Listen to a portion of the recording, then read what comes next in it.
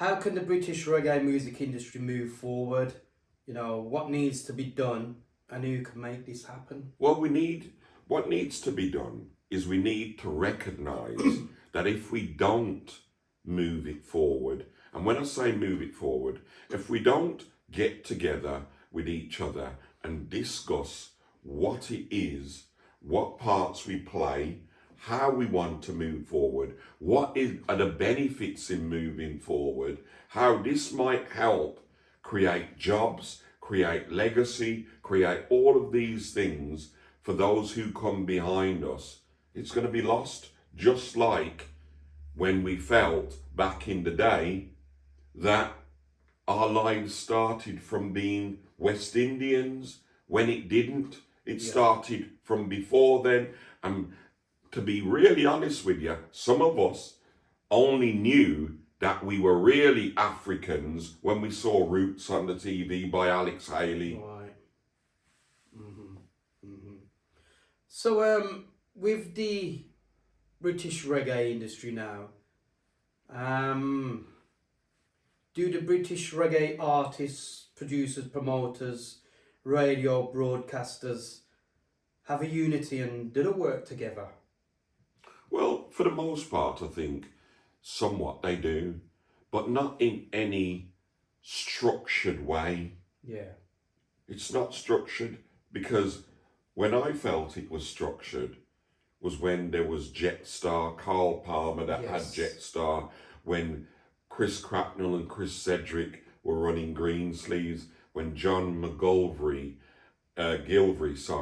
was running Fashion Records, when Groove and a Quarter were running there, when Paul Robinson was running One Blood and Level Vibes and those, so because you had entrants coming through those channels, and then you had access points to the likes of Island Records, Greensleeves, 10 Records, which was Virgin and so on. That's what it needs now, but it's not like that now. So the investment needs to start top down, bottom up.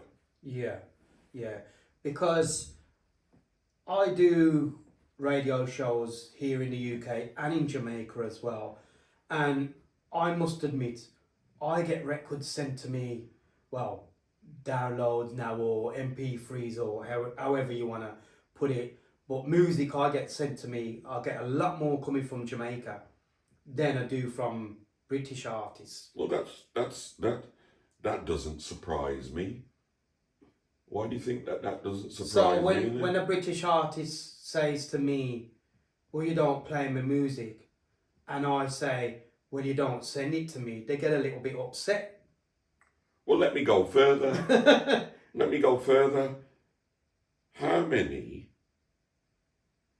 records are produced by British artists in a month?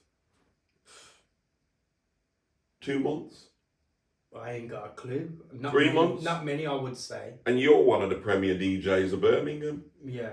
So, you haven't got that coming through the system as new entrants, and let me ask you this: how many new reggae artists have you heard about that's come from Birmingham or from London over the last year? Let's give it a year. Not many at all. I would say, and he's been around a little while now, Christopher Ellis is one of the big names. And Chris plays both here in the UK, he plays in Jamaica as well. Bitter McLean is from Birmingham. Again, he's been around a long time. He'll get radio plays in Jamaica and the UK.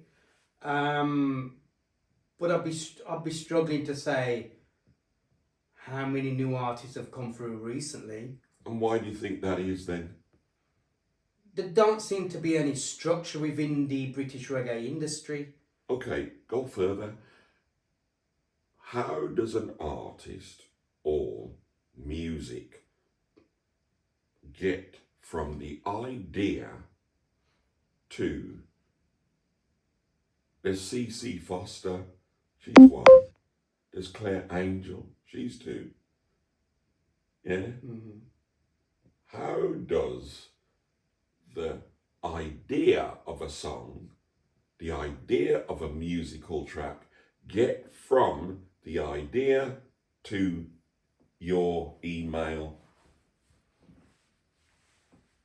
What needs to take place? Well, you need somebody in the middle that can, after the song's made, mail it out to the certain DJs who are going to do the song justice, for one. All right. Anything else? Well, I would say that would be the main thing for me. Right, so for me, it has to be the artist or the singer, and then it has to be the singer on their own or with somebody else, a team or whatever, has to now take that idea, get a demo made of it. Once the demo's made, get the recording done, get the mix done as high quality as possible, Yeah. get the mastering done, get all the metadata attached to it, including the cover for the front cover, finish, put those all together and then mail it to you. Well, that's it. I'm talking about what should happen on my side is the song should be sent to me. Right. So you're just talking about the end product. Not from start to finish, just So- the end. So if that doesn't happen from the idea to that, what happens? Well, we don't have no music, do we? Right. So there's one of the reasons that needs to change for the music to go forward, because that happens every single week or every single day in Jamaica Yeah. or every single day in Japan or every single day in Germany or every single day in Italy or France. There lies one of the differences. Right. Yeah. And would you say that the British artists don't promote themselves enough on social media? Well, whether they do or they don't, here's the defining factor. If that, what you're promote, say if you do a little video, or you even do a little speech, or a video like this, if that doesn't get to the people that you need it to make a difference to, then you need to change it, or something different needs to happen. Yeah. And you can't blame anybody, because if BMW doesn't sell its next X5, who do you blame? Well, you've got to know your market, for one. Well, there you go. There's one thing. But there's many different things. And this is the difference of having a team or not having a team. And if you're only one person, then you've got to be the team. Right. So I don't mind if an artist says to me, well, I can't afford a team, or I don't want anybody else to earn money from me. That's fine. So then you can't expect anybody to work with you. Yeah, because they've got to invest in themselves. Because they're not going to earn any money from you. Yeah.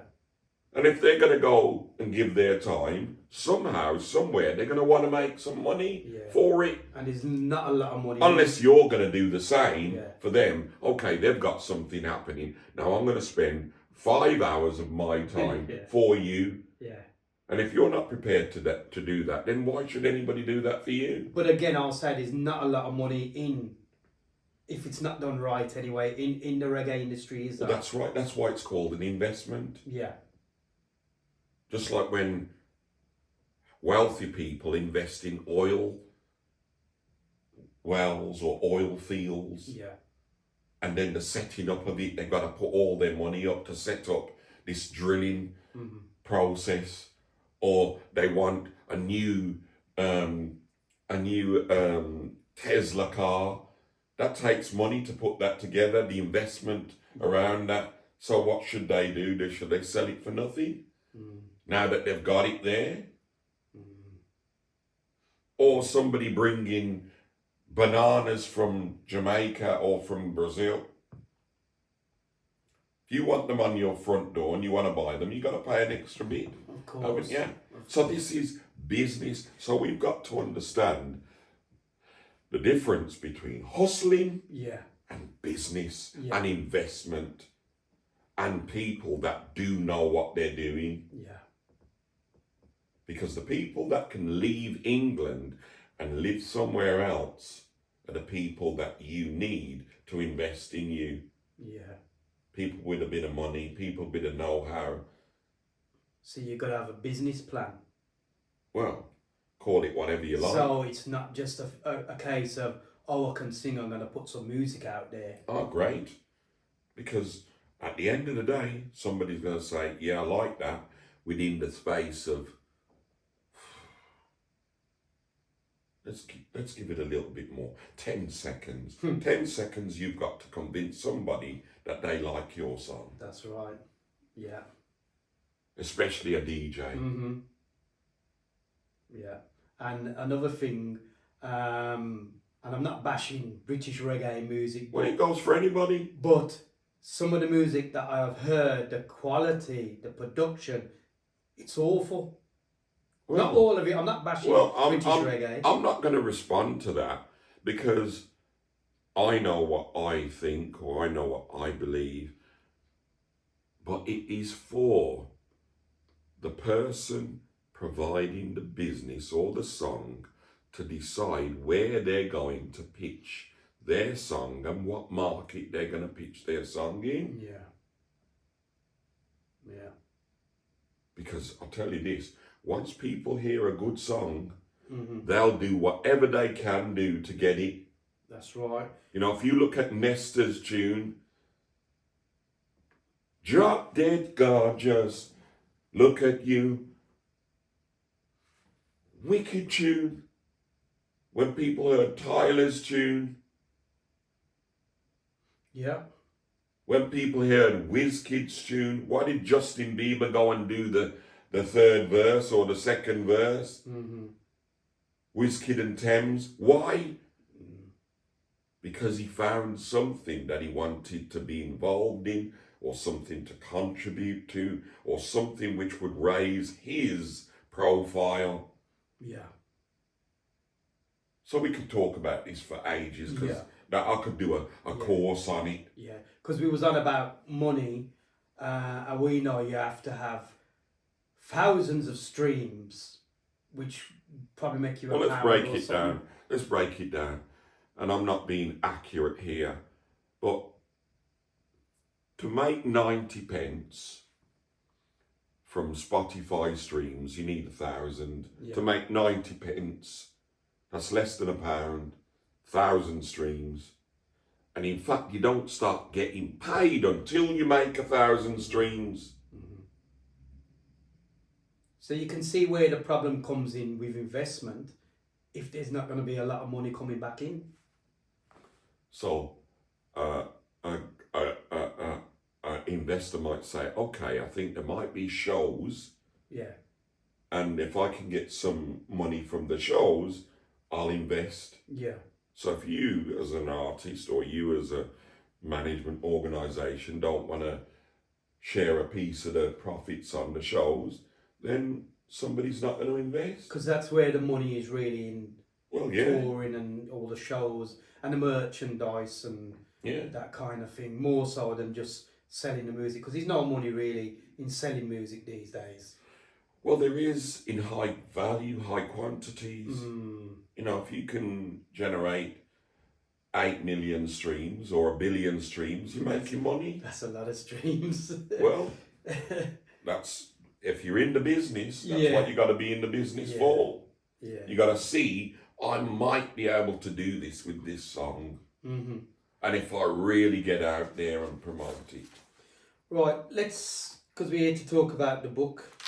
Well, all these chapters are in the book. Yeah, can I just run through some well, I'm going to run through the chapters, and if you want to just give me just a brief explanation of what the chapter's about. So chapter 1, the Windrush legacy. That speaks for itself. Okay. Spoken about that. Chapter 2, influences. Yeah. Okay, the arrival of Bob Marley and British reggae. Yeah. Okay. Chapter 4, British lovers rock.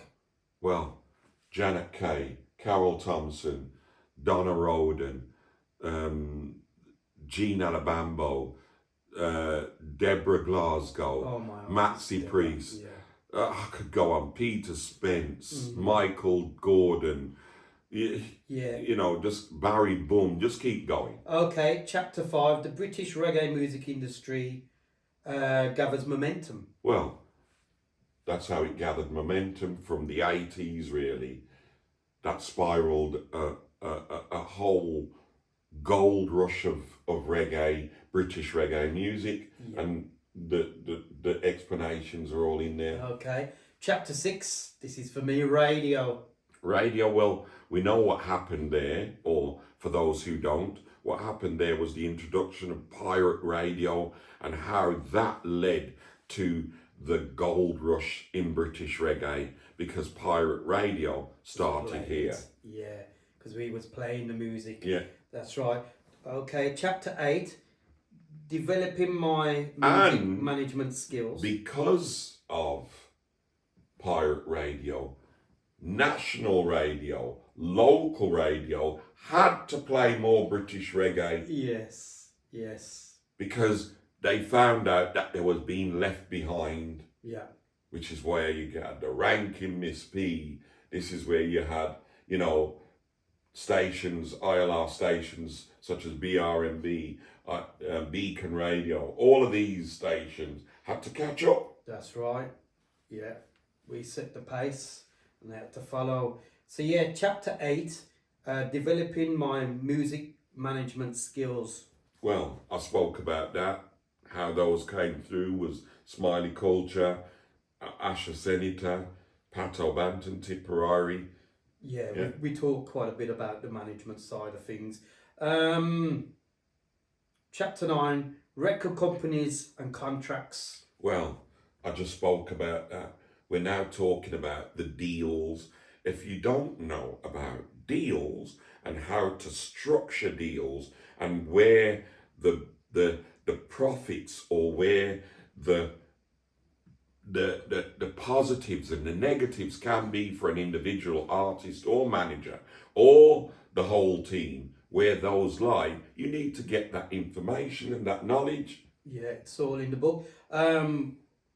Okay, chapter 10, we've talked about Pato Banton. Chapter 11, we've talked about Tipperary. Chapter 12, Peter Spence, we talked a little about Peter. Chapter 13, music promotion. Yeah. Okay, chapter 14, GT's records, the early years. Well, and the releases. You got to understand about music promotion, because some people might say, I can promote myself, I can promote my own shows. Yes, you may be, but can you promote shows like 500 capacity shows, 1,000 capacity shows, 2,000 capacity shows, and then beyond that, can you promote the reggae lands? Yeah. Yeah. Festivals. The reggae cities. Yeah. Any other festivals? Mm-hmm. We're not even talking about Glastonbury. We're talking about shows like Simmer Down. Yeah. How do you get on those? So this is another level to the music industry, which is in the book. Okay.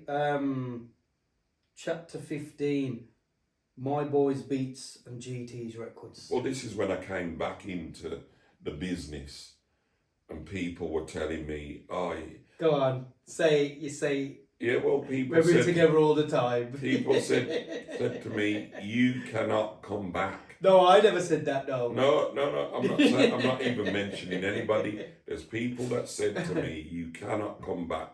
The music business has changed now. I said it changed. Because I was out for 12 years and I came back. And I came back with 2 songs to start off with.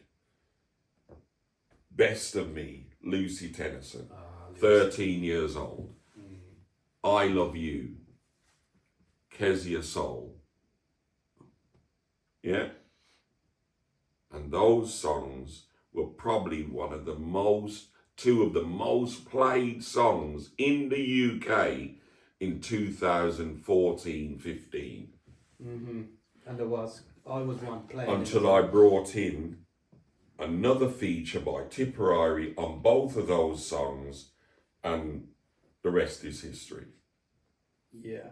So My Boyz Beatz. Let's stay with My Boyz Beatz, because My Boyz Beatz are very active up until today, and there's a lot happening for My Boyz Beatz.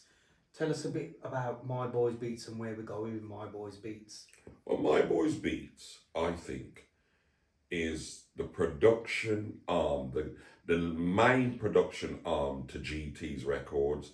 So just like back in the day, I said, right, I've got to find a way of producing records with Peter Spence to kickstart Peter's career, which started with Don't Leave Me Lonely. Big Right. song, yeah. Right? I took Peter to London, right? Recorded 2 songs with Patrick Donegan and Derek Frivia at a studio in Clapham. And Peter and I went down on one day and recorded both of those songs. Yeah, I produced both songs. I went to Chris Cracknell with one of them, called Don't Leave Me Lonely. I allowed Patrick Donegan to be the producer of that song because I knew that Patrick Donegan's name as a producer was bigger than mine and would further Peter's career more than mine. Right. Okay, so you put Peter before yourself? That's right. Mm-hmm. And a lot of people would never do that. Yeah. I did it in the same way that I went with Pat O'Banton's Never Giving album to Miles Copeland and Jay Boberg and said to them, here's Pat O'Banton, this is what we're going to do.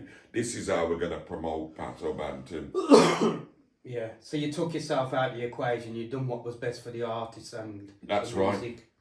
Yeah, that's good, that is. Same as Lucy Tennyson. Not a lot of people would do that. Well, that's for them Yeah. to decide and for their business, idea and projection. Mm-hmm. Okay, chapter 16, social media and the music industry. Well, that speaks for itself. Mm-hmm. We were just talking about Yeah. that. If an artist doesn't promote themselves but expects to become a hit artist, it's not going to happen, or it's very unlikely to happen in this day and age. Okay. Chapter 17, music, past, present and future. Well, we're looking at, we know what the past has been. We know what the present is like because we've just talked about that. Uh-huh. But the future is AI. And I would look at any artist and I can actually evidence this. Every one of them have tried AI in some way, shape or form as a tool to do whatever it is they want to do or whatever it is they want to achieve. That's not going to stop. That is the future. It's another tool in the box. It's not Exactly. going to take over. No, it won't take But over. it will be another tool in the box. But if you want to allow that to go in a direction where you prevent AI, then you might be the only one. You can't fight against it. It's happening. It's here. Yeah. You've been doing a little bit. I've been doing a little bit. Well, well, my thing is this: if I can write a good song, yeah. why shouldn't I be allowed to put my lyrics in a song and get it out there? True. Why should I have to go through a lengthy process to bring people together that perhaps have got no interest whatsoever in working with me in any other way?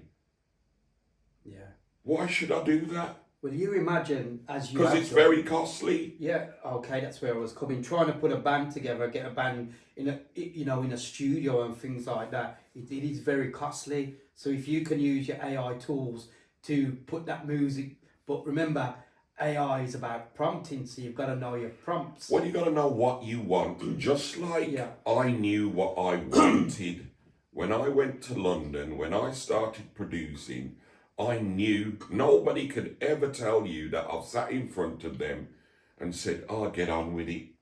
Yeah. No. They get in front of me and they say, "What do you want?" Or, "Where are we going?" And I'm supposed to lead it. That's what a producer does. The idea. Yeah. And you've always said that to me for many years.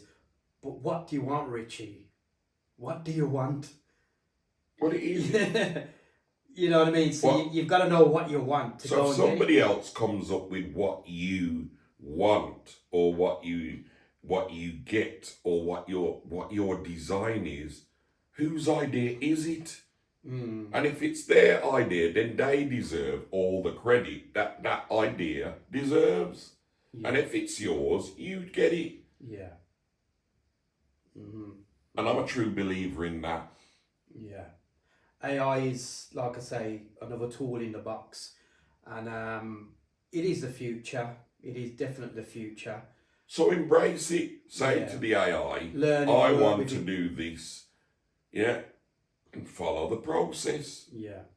There'll always be space for a musician, because when you go on stage now, it's always got to be nice to have the musicians with you. Well, what did Jammy do with Slang Teng? He used a Yamaha keyboard.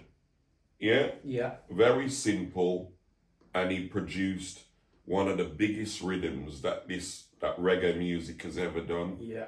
The DX7, the Yamaha DX7 is another synthesizer. So think about it, synthesizer. So it synthesizes real music, real chord constructions, real instrumentation into, right, a synthesizer, or into a MIDI, or into whatever else. Yeah. Because we've got keyboards that can play horn sections. Yeah. We've now got Korg, pads that play stems. Yeah. Drum machines. Well, the Lindrum, that's what we used with Don't Leave Me Lonely and Peter's first tracks. That's what Derek Frivia used. Yeah. It's the way forward. Well, we could talk all day on Well, I can talk real because I know I was there and I was seeing. And when Drummy Zeb and I was in Richbit Studios producing Pato Banton's Wise Up No Compromise, Drummy Zeb did not touch that drum kit. He had a Lindrum and he was going, right, this is where we are to GT. Tap, tap, tap. Tap, tap, tap, tap, tap. And then he organised it. And you listen to it, no drums. The only drums that were played on Pato Banton's album with David Skins. Yeah, Skins. Yeah. Brilliant drummer. And then the overdubs usually were what we used. Right? So this is about understanding what your role is. And from that, I've learned from the greats, Paul Robinson, Mad Professor, Drummy Zeb, Lindell Lewis, Sting, Mafia and Flux, Steely and Clevey, Prince Johnny, Toots Hibbert, the Bloodfire Posse. I can go on. Yeah. I've been in the studios with those people. And the great Sly and Robbie. Oh, yeah. Can't forget those people. Yeah. So let's leave it there. No, I'm not leaving it there. I'm going to talk about when Chris Cracknell says, he said to me, I'm going to send Deborah to Jamaica, Grantley. And I thought, Glasgow. Why don't you send Tipper? And he said, nah, it's not about that, G. It's about my man. He said he likes Deborah's voice. Yeah. Gussie Clark. Yeah. Yeah. Gossie said he likes Deborah's That voice. bad album. I Right? love it. So Deborah this is whether Deborah's there or not. Deborah didn't decide that. Who decided and organised that was Gussie Clarke, Deborah Glasgow, and the people that Gussie Clarke put together behind that album. Think about that.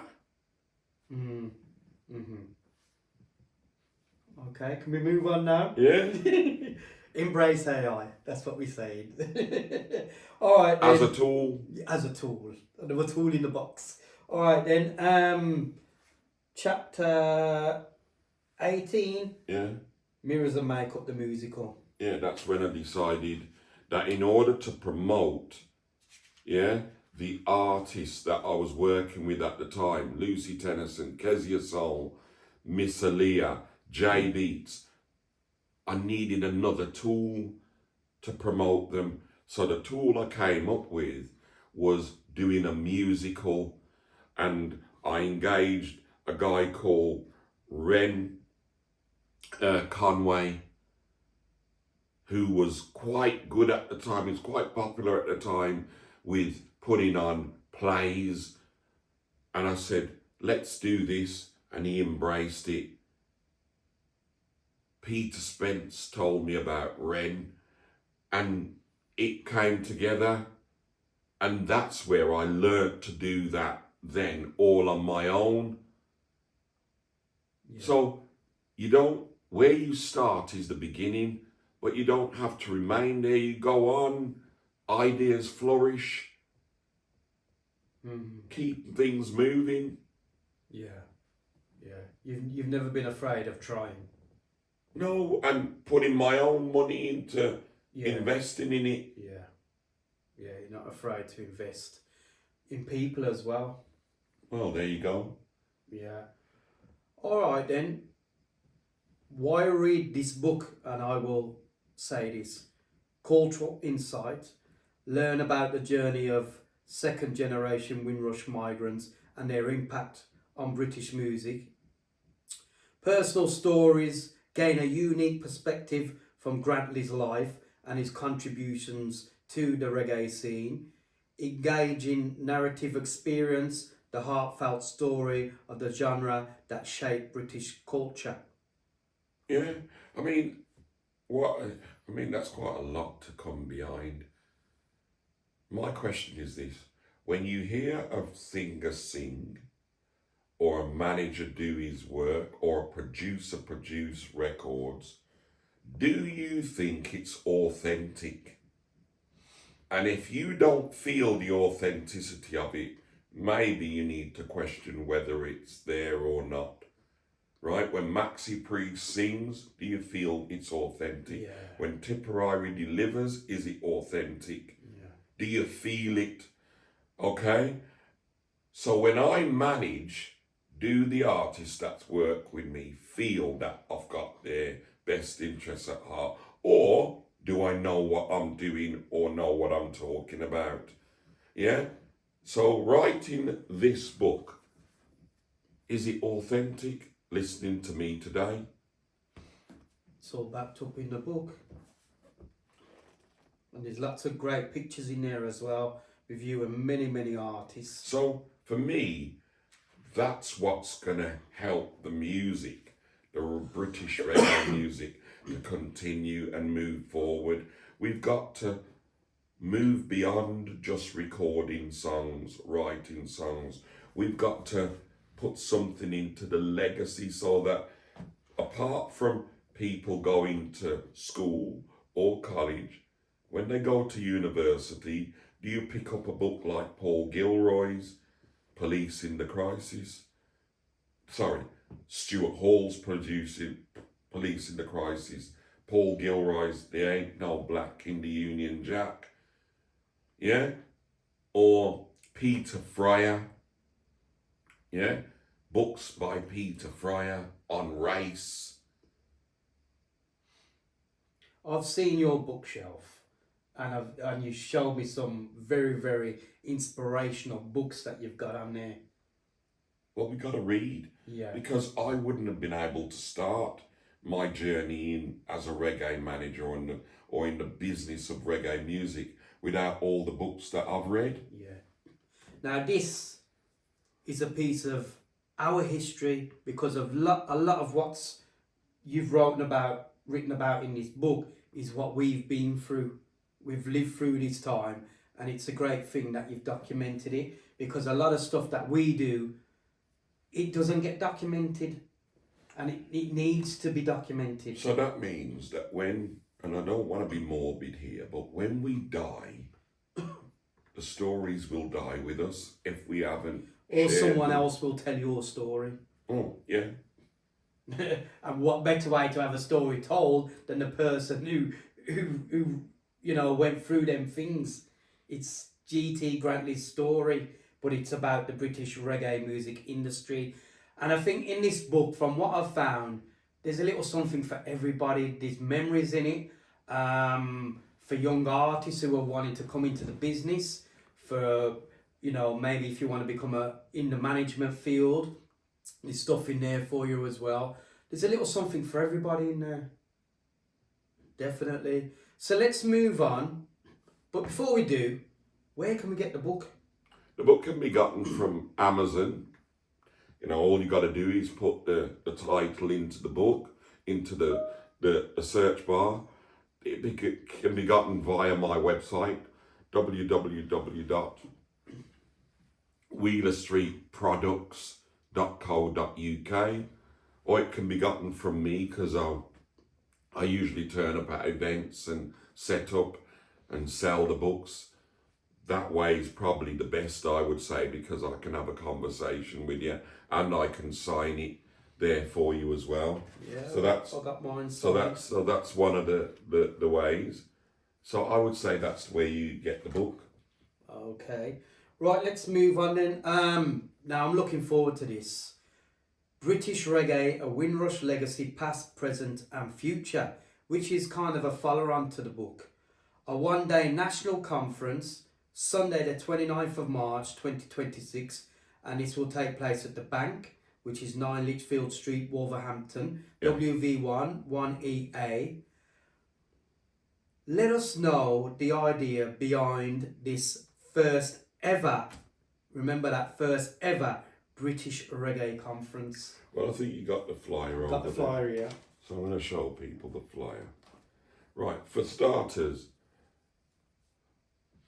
the idea behind that was based upon a number of different things and people that I've spoken to about where do we take this reggae, and basically this interview really. Yeah, where do we take it? How do we pull it together? How do we find ways in which people can grab the history, retain the knowledge, and actually develop pathways where women can be part of the future, and where young people can be part of the future, and where older people can be part of the history, and also feeding their knowledge and information into the whole process. So that's where the idea came from. Yeah. The second part of it is that I wanted to have areas, workshops that people could talk together, get information from, and put forward some of their ideas. Because, you know, when you get an idea, sometimes it needs a bit of talk, a bit of discussion, a bit of brainstorming so that you can see other elements. Well, that's what the workshops are going to be about. The workshops are going to be, you know, let's talk about them. Developing the British reggae industry as a global brand.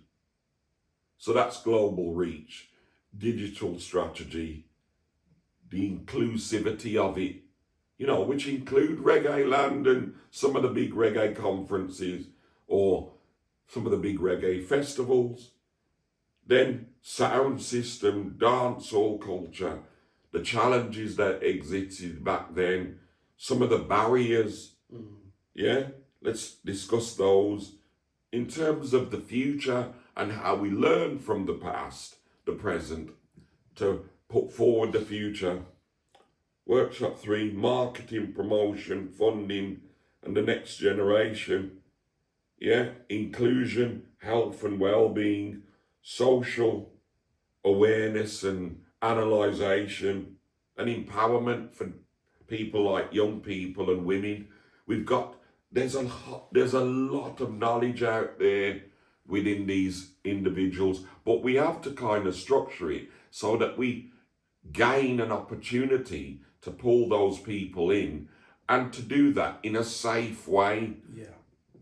So that's what I'm talking about there. The conference is going to do all of these things. It's also going to look at the issues of AI and how we move forward with AI, and bits of information that a lot of people haven't yet learned that they can become, akin to. The other thing is, what a lot of people don't get nowadays is an opportunity to talk to and learn from people in the past, people who have done it, people who have a knowledge of how to achieve. So people are going to be there to do that. There's going to be a lot of artists there. There's going to be a lot of industry profiles there and individuals there. And I think it's going to be a fantastic day. Yeah. So who are you really aiming this at? Well, I'm aiming this at artists who are there now, industry producers who are there now, industry investors who want to be part of this, who need a bit of direction, and women, particularly young people. We haven't yet worked out covers. We cover a lot of people's songs. Back in the day, Blue Beat and Ska days, there was a lot of covers of pop songs into reggae. Why aren't we doing that with some of the great lovers rock songs? Why aren't we covering them? That's what the conference